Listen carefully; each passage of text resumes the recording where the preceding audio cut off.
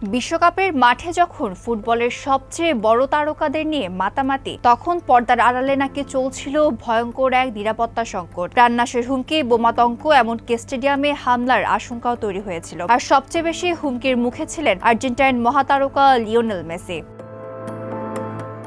বিশ্বকাপ শেষ হওয়ার কয়েক সপ্তাহ পর সামনে এলো চাঞ্চল্যকর নিরাপত্তা তথ্য। আন্তর্জাতিক পুলিশ সহযোগিতা কেন্দ্রের প্রতিবেদনের বরাত দিয়ে স্পেনের একটি সংবাদ মাধ্যম জানিয়েছে, বিশ্বকাপে একাধিক ফুটবলার, কোচ ও রেফারি প্রাণনাশের হুমকি পেয়েছেন। তবে সবচেয়ে বেশি ঝুঁকিতে ছিলেন মেসি। ডালাসে আর্জেন্টিনা জর্ডান ম্যাচের দিন পুলিশকে ফোন করে এক ব্যক্তি দাবি করেন, বোমা ও আগ্নেয়াস্ত্র নিয়ে তারা স্টেডিয়ামে যাচ্ছেন। তাদের লক্ষ্য ছিলেন Messi.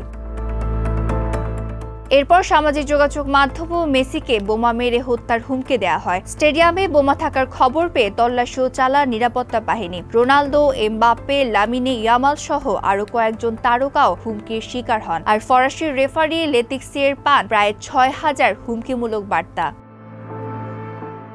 Desk report, Dhaka post.